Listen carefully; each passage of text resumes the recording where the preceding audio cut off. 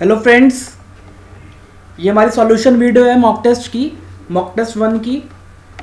तो हम इसके अंदर रीजनिंग सेक्शन देखते हैं।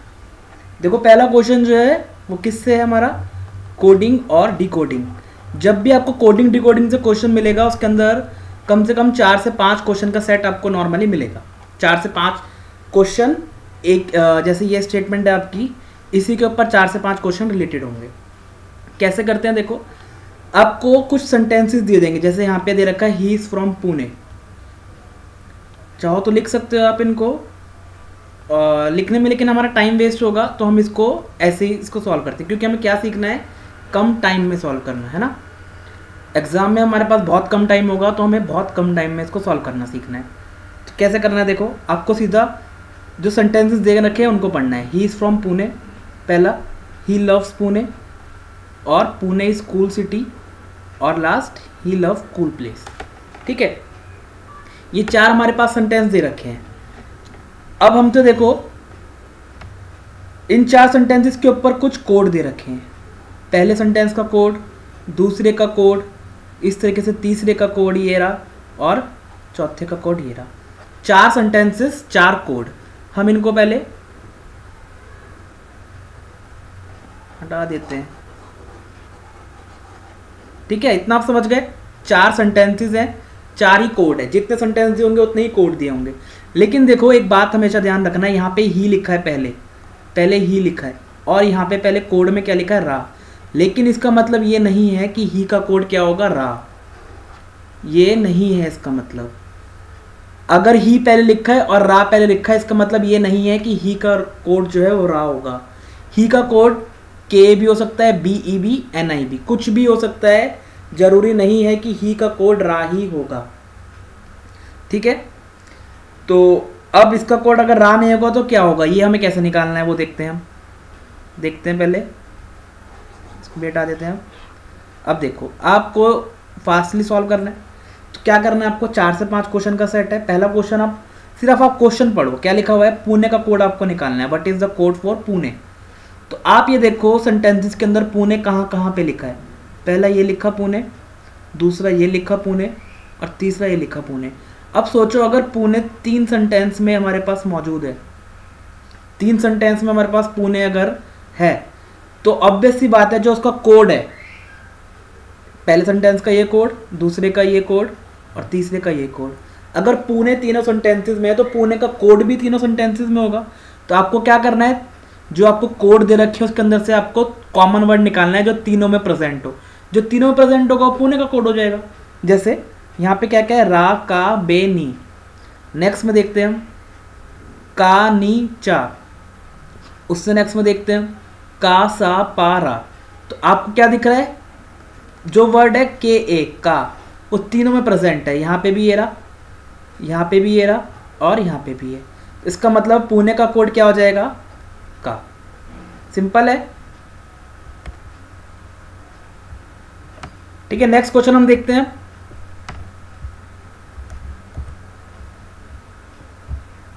थर्टी सेवन क्वेश्चन देखो क्या पूछ रहा है, पा व्हाट डज पा स्टैंड फॉर। इस पर उसने हमें कोड दिया, ये कोड दिया, और पूछ रहे अब इसका वर्ड कौन सा होगा। अब आपको क्या करना है, पा को देखना है अपने कोड के अंदर कि कहाँ कहाँ पे वो प्रेजेंट है। देखो फर्स्ट के अंदर तो पा नहीं मिला हमें, सेकंड में भी नहीं है, थर्ड में हम चलते हैं पुणे स्कूल सिटी में, इसके अंदर तो है पा, ये रहा। और ही लव कूल प्लेस, इसमें भी पा है। ठीक है, अब 2 जगह पे पा है तो हमें दोनों में से कोई देखो पुणे का आपको कोड पता चल चुका है, क्या है, का। इसका मतलब है पा जो हो सकता है वो या तो इज का, या कूल का, या सिटी का हो सकता है। अब देखो इन तीनों में से और इन चारों में से कौन सा वर्ड कॉमन है, is cool city, he love cool place. Cool common आ गया दोनों में, इसका मतलब है कूल के लिए क्या वर्ड हो गया, पा। मतलब हम क्या कर रहे हैं, सिर्फ कॉमन वर्ड। अगर हमें वर्ड से कोड निकालना है, वर्ड से कोड निकालना है तो कॉमन कोड ढूंढ रहे हैं, और अगर कोड से वर्ड निकालना है तो कॉमन वर्ड ढूंढ रहे हैं। यहाँ पे हमें कोड दे रखा था, पा वर्ड निकालना था, तो हमने क्या करा, कॉमन वर्ड निकाल लिया। तो इज कूल सिटी और ही लव कूल प्लेस में कूल कॉमन आ गया, जिसका कोड क्या होना चाहिए, पा। तो इसका आंसर क्या हो गया, डी। नेक्स्ट आते हैं हम नेक्स्ट आते हैं हम 38 पे।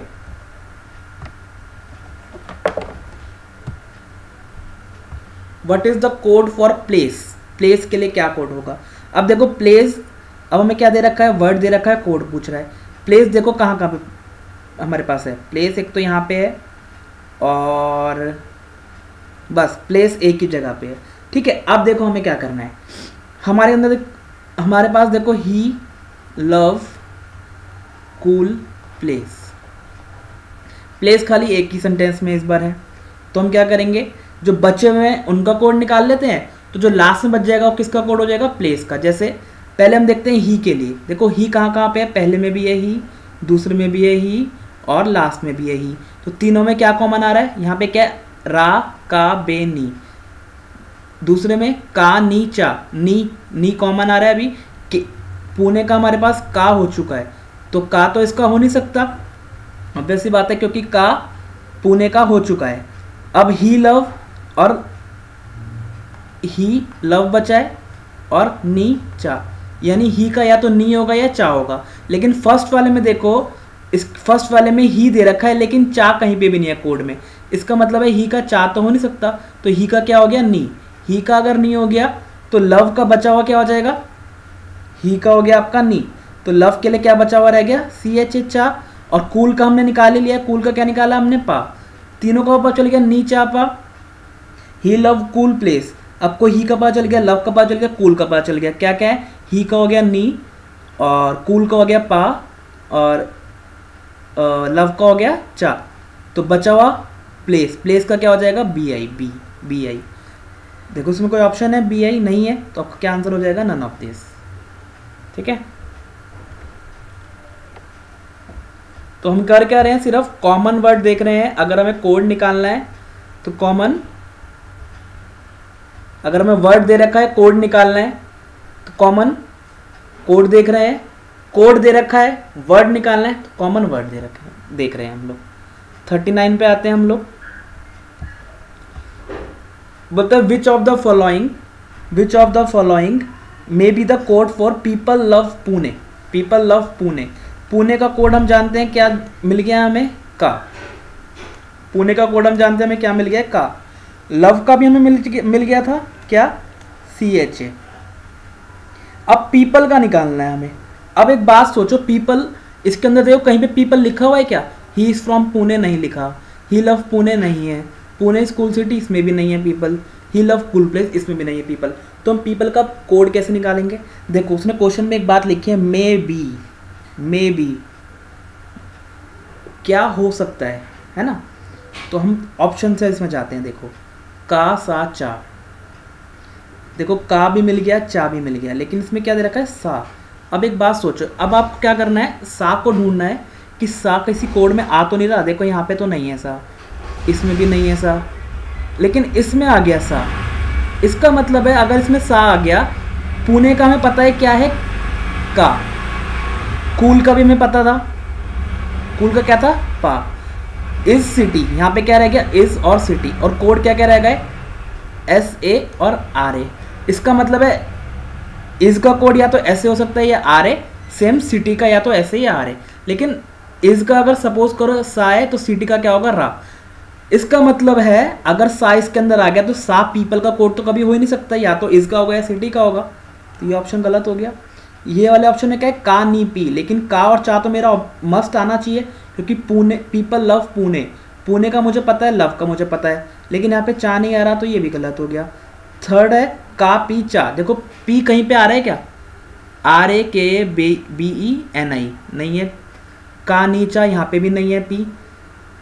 का सा पारा इसमें भी नहीं है, नी और पी। ही लव कूल प्लेस, नी पा बी चा इसमें भी नहीं है, पी। इसका मतलब है पी हमारा code may be for people, people का कोड हम ले सकते हैं बी, क्योंकि हमें कुछ भी इंफॉर्मेशन नहीं है और उसने तो पूछा है मे बी, तो हो सकता है। तो हमारा आंसर क्या हो गया, सी।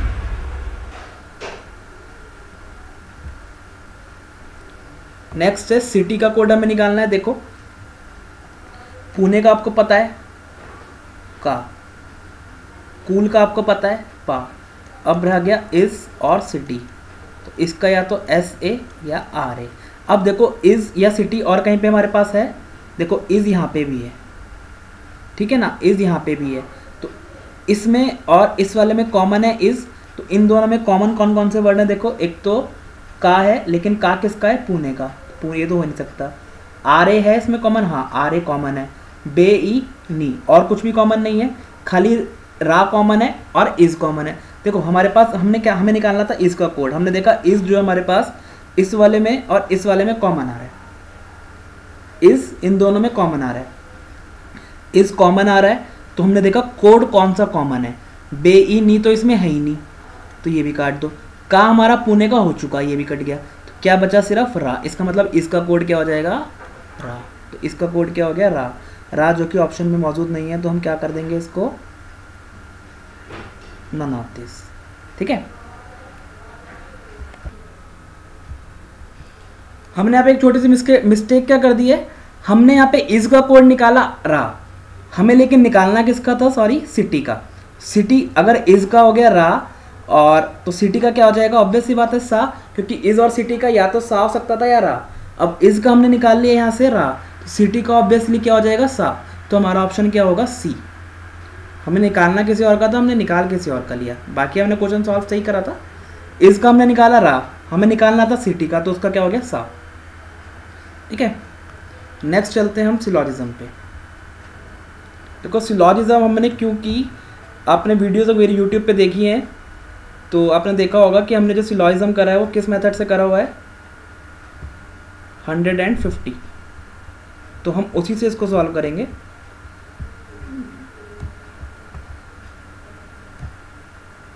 ठीक है, देखो पहला क्वेश्चन है, all exams are test, no test is a question.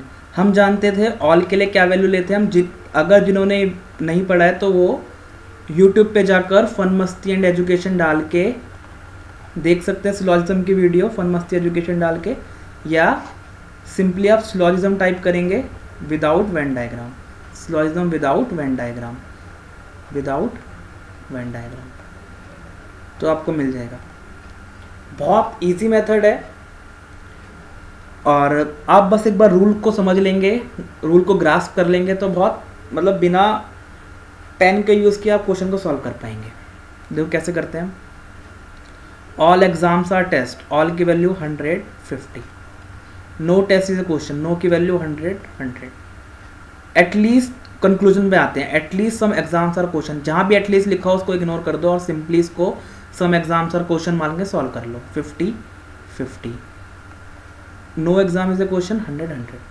अब हम क्या करते थे, देखो पहले सबसे पहले हमें क्या चेक करना होता है, अगर स्टेटमेंट पॉजिटिव और पॉजिटिव है तो हमारा कंक्लूजन भी क्या आएगा, पॉजिटिव।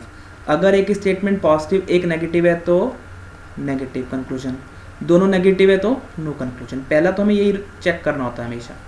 अब देखो एक है पॉजिटिव एक है नेगेटिव, पॉजिटिव और नेगेटिव का मतलब क्या, नेगेटिव के अंदर नो आपको दिख रहा है तो वो क्या हो गई, नेगेटिव। तो पहला जो कंक्लूजन है वो क्या है, सम एग्जाम्स आर क्वेश्चन। पॉजिटिव का मतलब है अगर मेरे को इन दोनों को मर्ज करना पड़ रहा है, एक पॉजिटिव और एक पॉजिटिव को, तो पॉजिटिव कंक्लूजन आएगा, एक पॉजिटिव और एक नेगेटिव को तो नेगेटिव कंक्लूजन आएगा। यहाँ पे देखो मुझे एग्जाम से क्वेश्चन पे जाना है, एग्जाम यहाँ पे है, क्वेश्चन यहाँ पे है, कॉमन वर्ड हमारा टेस्ट है, मुझे पॉजिटिव से नेगेटिव पे जाना है तो कंक्लूजन क्या आना चाहिए, पॉजिटिव से नेगेटिव पे नेगेटिव कंक्लूजन आना चाहिए, नेगेटिव। लेकिन यहाँ पे क्या है, पॉजिटिव, सम एग्जाम और क्वेश्चन पॉजिटिव है, तो डायरेक्टली क्या हो गया, गलत, कुछ और चेक करने की जरूरत नहीं है आपको। No exam is a question, फिर से एग्जाम से क्वेश्चन पे आना था, लेकिन इस बार क्या आ रहा है, नेगेटिव ही आ रहा है कंक्लूजन। पहला तो हमारा रूल सेटिस्फाई हो गया। सेकंड रूल होता है कॉमन वर्ड के ऊपर 100 वैल्यू एक जरूर होनी चाहिए, दोनों भी हो सकती हैं। तो टेस्ट के ऊपर देखो, टेस्ट के ऊपर देखो, यहाँ पे 50 है, यहाँ पे 100 है, तो सही है, हमारा रूल सेटिस्फाई है। दूसरे वाला भी, अगर दूसरा रूल भी सेटिस्फाई है तो टेस्ट, क्योंकि टेस्ट कॉमन है, टेस्ट को काट दो, हमारा क्या बचा, एग्जाम और क्वेश्चन। एग्जाम के ऊपर वैल्यू यहाँ पे क्या है, 100, यहाँ पे क्या है 100, ठीक है। क्वेश्चन के ऊपर वैल्यू क्या है 100, यहाँ पे क्या है 100, यानी ये भी ठीक है। तो हमारा आंसर क्या हो जाएगा, कंक्लूजन सेकंड फॉलो, ठीक है। और अगर इसको आप चाहते हैं वेन डायग्राम से, हम एक क्वेश्चन वेन डायग्राम से भी देख लेते हैं।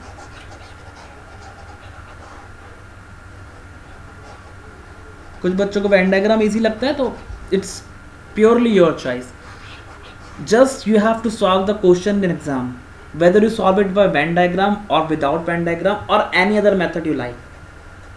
बस आपको क्या करना है, सॉल्व करना है क्वेश्चन, ठीक है, जितने कम टाइम में आप उसको सॉल्व कर सकते हैं।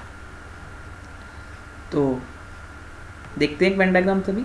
All exams are test. Venn diagram बनाने का सिर्फ एक रूल है, क्या, बेसिक डायग्राम आपको बनाना है, basic diagram with minimum interference, कम से कम इंटरफेरेंस हो। इसका कहने का मतलब क्या है, हम अपने आप से एक एग्जांपल लेते हैं। सपोज करो उसने बोला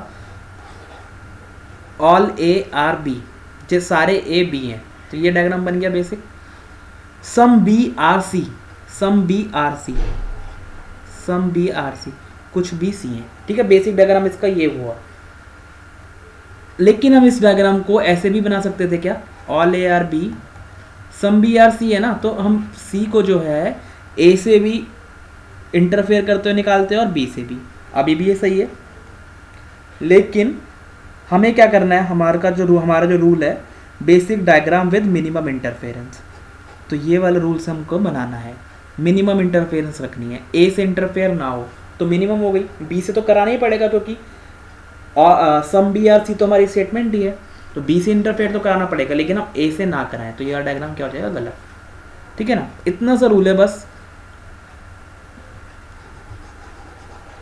और हमारा जो 150 रूल है वो हम इसलिए यूज़ करते हैं क्योंकि उसके लिए हमें ये पेन उठाने की ज़रूरत भी नहीं है, ये सब बनाने की ज़रूरत नहीं पड़ती है हमें, तो इस प्योरली योर चॉइस।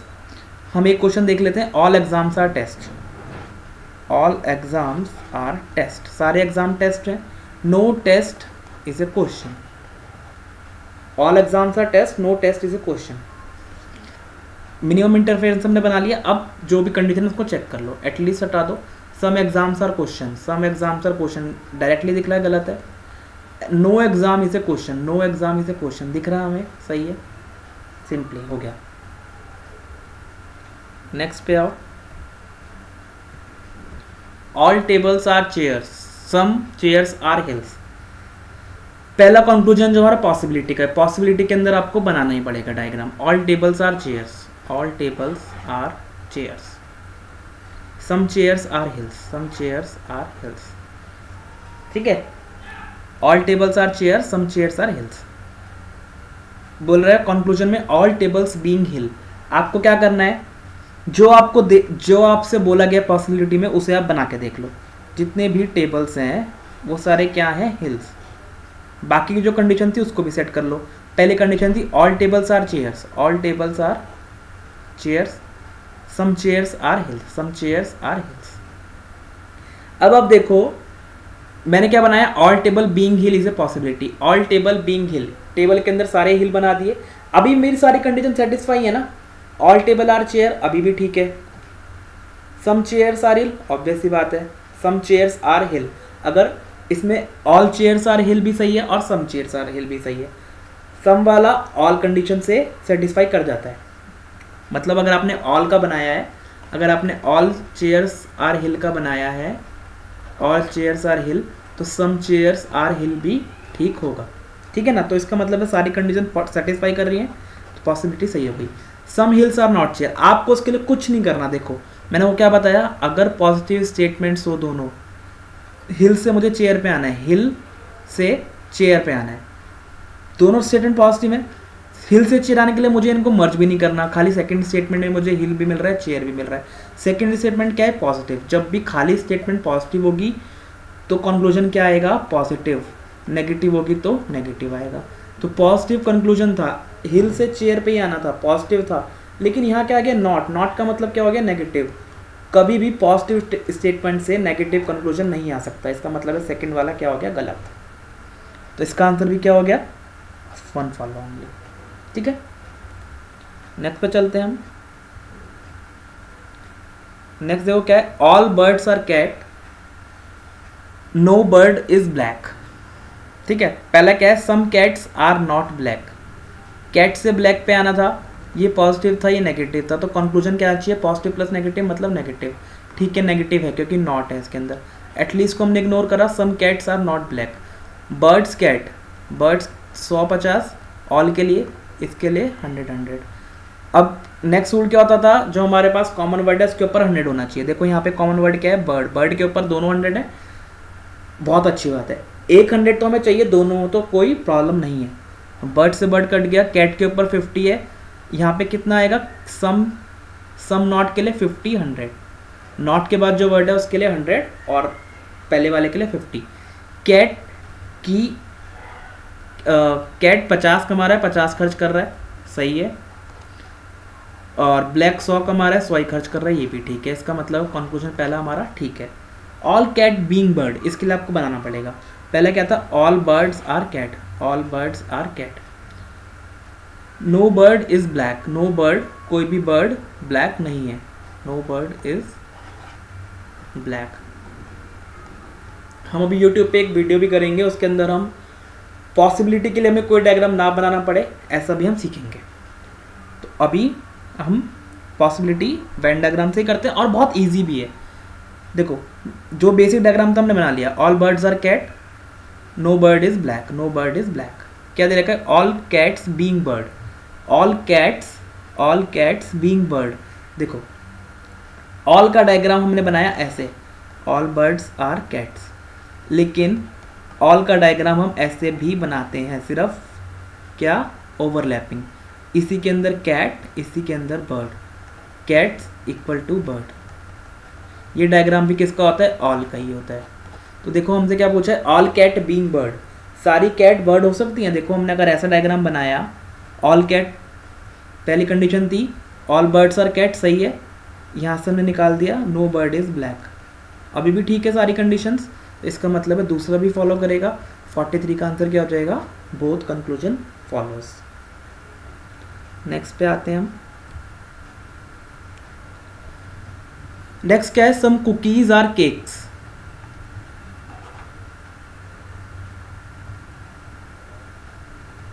इसको हम हटा देते हैं पहले।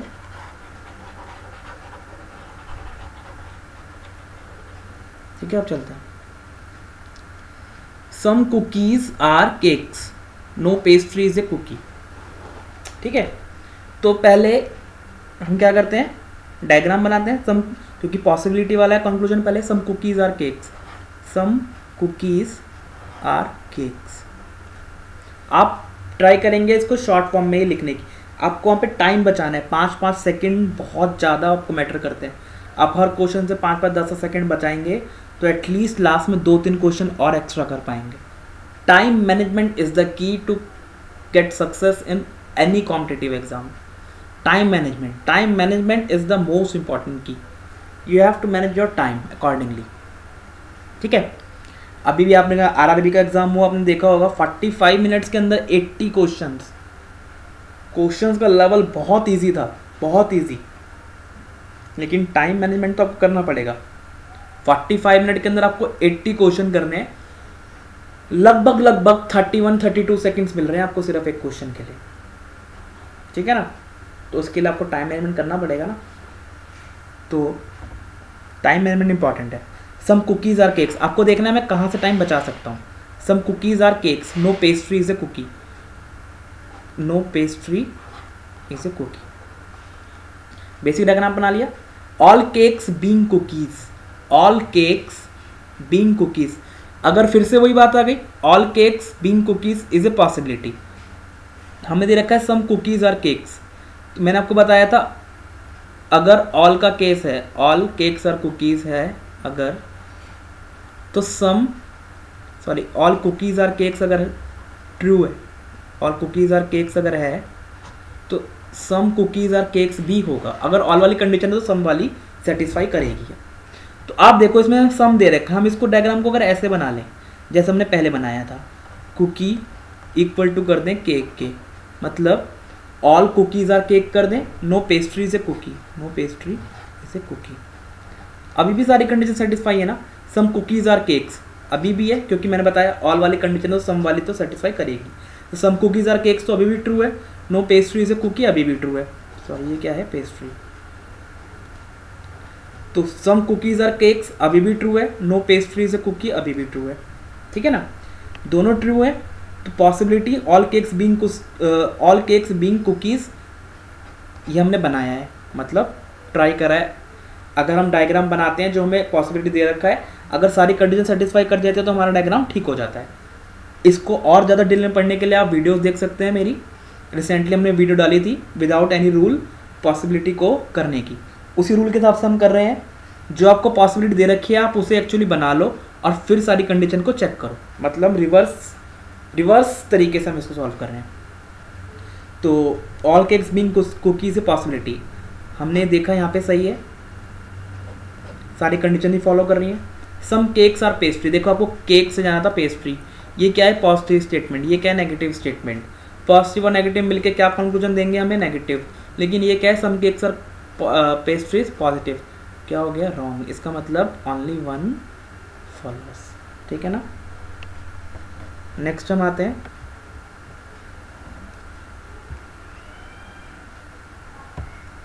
नेक्स्ट है सम कार्ट्स आर ट्रॉली।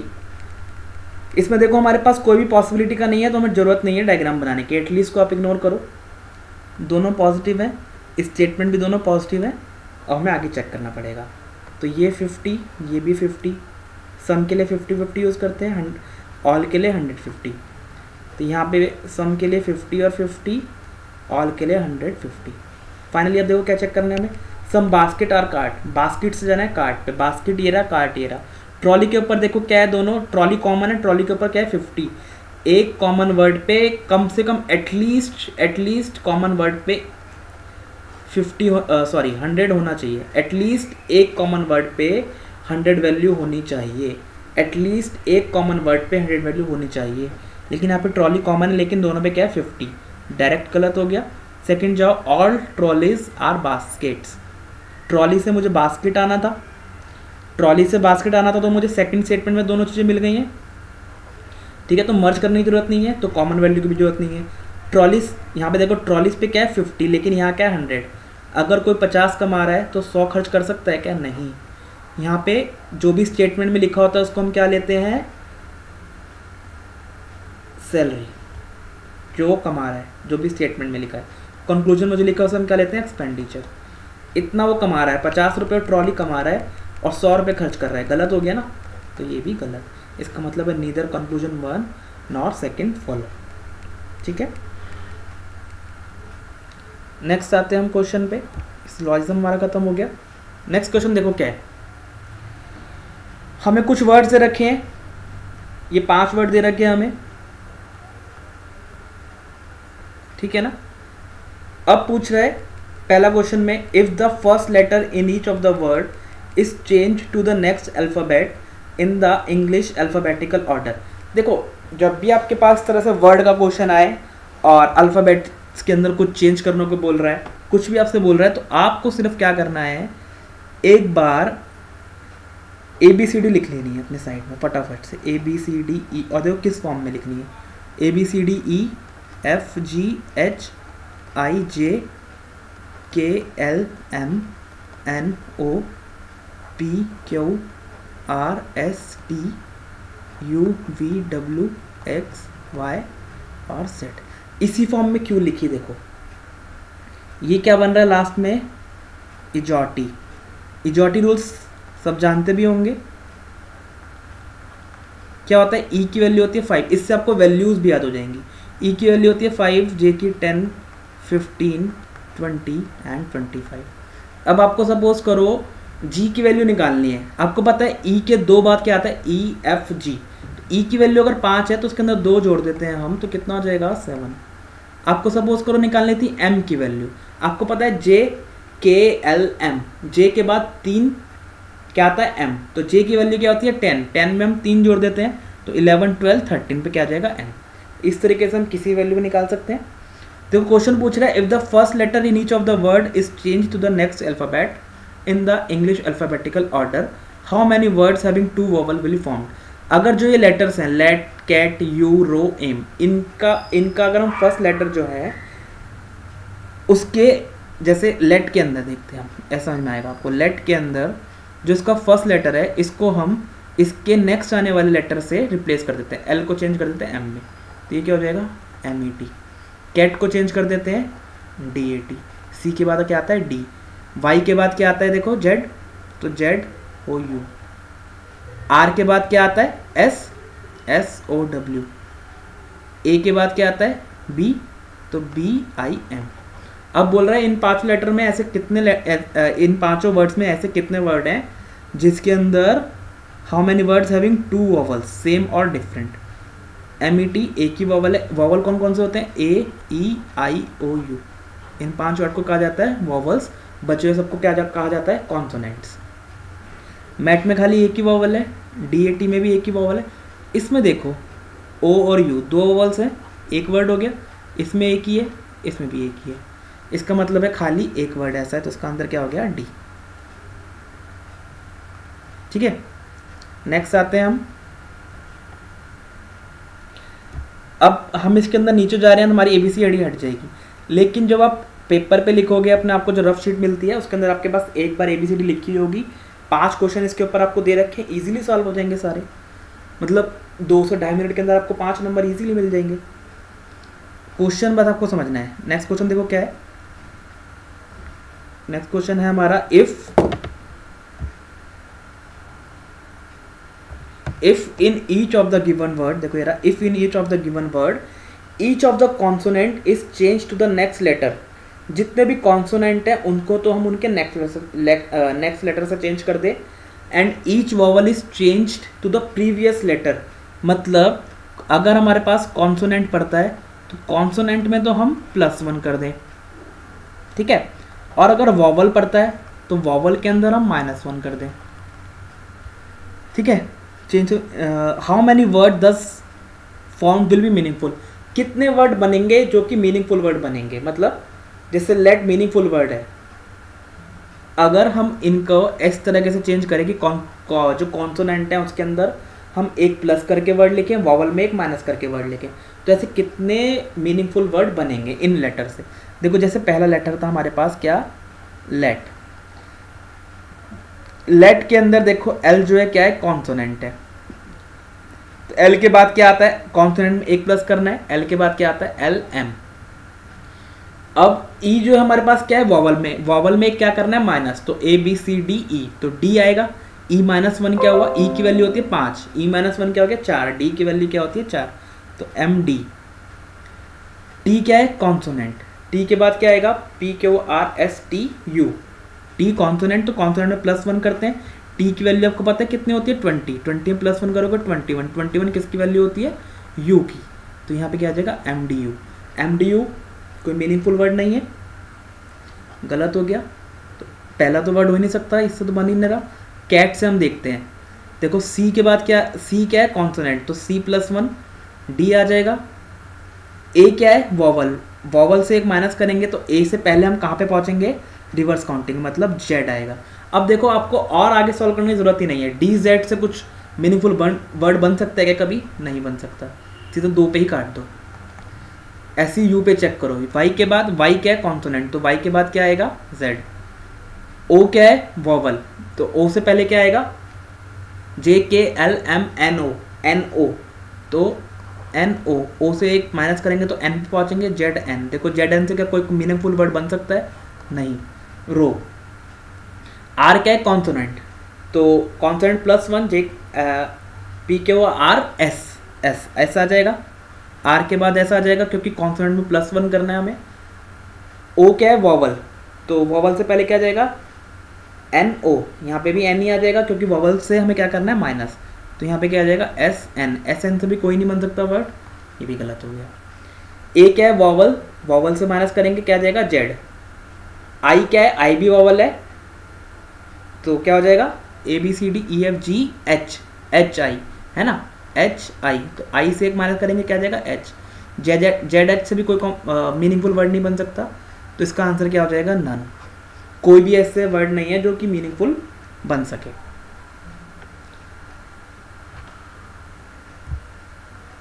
और एग्जाम्स के अंदर एक चीज और इंपॉर्टेंट होती है क्या, कि कौन से क्वेश्चन हमें अटेम्प्ट करने हैं और कौन से क्वेश्चन हमें लीव करने हैं।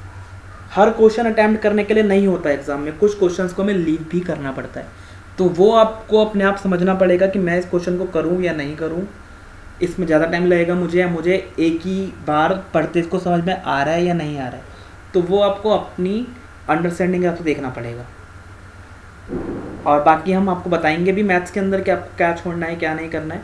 रीजनिंग में तो आप ट्राई करें जितना ज़्यादा आप कर सकते हैं करिए, क्योंकि रीजनिंग बहुत ईजी आती है। पजल्स के ऊपर थोड़ा सा देखिए, पजल्स को आप एक बार ट्राई करिए, आपको लगता है उससे बन पाएगा तो करिए, नहीं तो आप उसको लीव कर दीजिए। लेकिन पहले आपको कोशिश जरूर करनी है, अटैम्प्ट करनी है, क्योंकि कई बार क्या होता है पजल्स बहुत ईजी होते हैं, सारी कंडीशंस एक के बाद एक जुड़ी हुई होती हैं, लेकिन वो सिर्फ देखने में बड़ा लगता है तो हम उसको छोड़ देते हैं। 5 नंबर अपने ऐसे ही वेस्ट कर देते हैं, जबकि वो सिर्फ 2 से 2.5 मिनट का पजल होता है। जैसे आपने देखा होगा, अगर RRBPO दिया है तो आपने देखा होगा कितने ईजी से पजल्स थे IBPS के अंदर भी। तो देखो next question, how many letters are there in the English alphabetical series between the second letter of the word which is third from the right. देखो ये क्या है, लेफ्ट, और ये क्या पोजीशन है, राइट। राइट से थर्ड पोजीशन पे कौन सा वर्ड पड़ेगा, फर्स्ट, सेकंड और थर्ड, यू। इसका सेकंड लेटर क्या हो गया, O. Second letter of the word which is third from the right, third from the right U, second letter O. And the second letter of the word which is fourth from the left, तो left से fourth, first, second, third और fourth, तो रो हो गया fourth word, और इसका भी सेकंड लेटर जो कि क्या है, ओ। इनके बीच में कितने लेटर हैं, हाउ मैनी लेटर्स, तो ओ और ओ के बीच में कितने लेटर हैं, 0, तो क्या हो गया, नन। ठीक है ना, क्या हो गया, नन। नेक्स्ट पे हम आते हैं 49।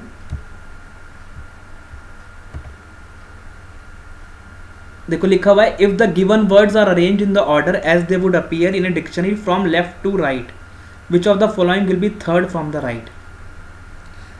अगर हम इनको ऐसे प्लेस करें, देखो लेफ्ट है ये और राइट है ये, अगर इनको हम ऐसे प्लेस करें जिस तरह से डिक्शनरी में आएंगे, तो पहले डिक्शनरी में क्या आएगा, डिक्शनरी में ए से शुरू होती है, ABCDEF। पहला वर्ड हमारा क्या आएगा, एम। दूसरा वर्ड हमारा क्या आएगा, ए के बाद कैट। तीसरा वर्ड क्या आएगा, JKL, लेट। उसके बाद क्या आएगा, रो। उसके बाद क्या आएगा, यू। ठीक है ना, ए पहले आता है, सी उसके बाद, फिर एल, फिर आर, फिर यू, वाई। हमें क्या निकालना है, थर्ड फ्रॉम द राइट। तो ये हमारा लेफ्ट से चल रहा है और ये हमारा राइट से। Third from the right, first, second, third, let. Third from the left भी लेट ही है, फर्स्ट, सेकंड, थर्ड, और थर्ड फ्रॉम द राइट भी लेट ही है। तुम्हारा आंसर क्या हो जाएगा इसके अंदर, लेट। देख रहे हो आप कितने इजी क्वेश्चंस हैं, और मतलब easy question in the sense कितना इजी इनको सॉल्व करना, और एग्जाम के अंदर हम इन्हीं क्वेश्चंस में क्या हो जाते हैं, पजल हो जाते हैं। हमें ऐसा लगता है पता नहीं क्या नई चीज़ आ गई, तब कि बहुत इजी क्वेश्चन पूछे जाते हैं एग्जाम्स में। और IBPS क्लर्क की टेस्ट सीरीज है, IBPS क्लर्क के अंदर तो इससे आपको कम ही लेवल मिलेगा एग्जाम में, गारंटेड, प्री के अंदर तो। ठीक है, नेक्स्ट हम आते हैं, if in each of the word all the alphabets are arranged in alphabetical order. कह रहा है मतलब हर वर्ड के अंदर इनको हम अल्फ़ाबेटिकल ऑर्डर में ही प्लेस करें। मतलब जैसे लेट है, लेट, तो लेट में सबसे पहले क्या आएगा, अल्फ़ाबेटिकल ऑर्डर में ई आता है, ABCDE। उसके बाद FGHIJKLMPQRSJKL। उसके बाद L आता है, JKL। उसके बाद क्या आता है, T। अगर हम इनको इस तरीके से प्लेस करें, all the alphabets are arranged in English alphabetical order, जो पहले मतलब अगर A पहले आता है तो A, B उसके बाद आता है तो C, D, इस तरीके से हम उसको प्लेस करें हर वर्ड के अंदर। How many words will not begin with a constant. ऐसे कितने वर्ड होंगे जो कि कॉन्सोनेंट से शुरू, how many words will not begin with a constant, consonant से शुरू नहीं होंगे। ठीक है ना, तो देखो पहला वर्ड क्या हो गया, ई। दूसरा वर्ड क्या हो गया, पहले क्या आएगा, ECT। नेक्स्ट क्या हो गया, YOU। मतलब सबसे पहले क्या आएगा, ABCDEFGHIJKLMNOPQRSTU। उसके बाद क्या आएगा, Y। ठीक है ना, ये भी वॉवल से शुरू हो रहा है, ये भी वॉवल से शुरू हो रहा है, ये भी वॉवल से शुरू हो रहा है। रो के अंदर सबसे पहले क्या आएगा, ORW। एम के अंदर ए ही आएगा पहले, उसके बाद आई, और ये तो सेम है, ABCDEFGHIJKLM, तो ये सेम ही है। देखो सारे वर्ड किससे शुरू हो रहे हैं, वॉवल से। तो इसमें क्या लिखा था, if in each of the word all the alphabets are arranged in English alphabetical order with in the word, how many words will not begin with a constant, how many word will not begin with a constant, consonant से कितने word नहीं शुरू होंगे, consonant से कितने word नहीं शुरू होंगे, है ना। तो इसमें देखो सारे वर्ड जो है वॉवल से शुरू हो रहे हैं, इसका मतलब है इसका आंसर या तो होना चाहिए था 1 2 3 4 5, या इस तरीके से लिखा था ऑल वर्ड्स, या लिखा होना चाहिए था 5 वर्ड्स। तो इसके अंदर ना तो ऑल लिखा हुआ है 1 2 3 4, ना 5 लिखा हुआ है, तो आंसर क्या हो गया ई नन। या तो लिखा होना चाहिए था ऑल वर्ड्स, क्योंकि कोई भी वर्ड कॉन्सोनेंट से शुरू हो ही नहीं रहा, सारे किससे शुरू हो रहे हैं, वॉवल से। ठीक है, नेक्स्ट देखते हैं हम पजल।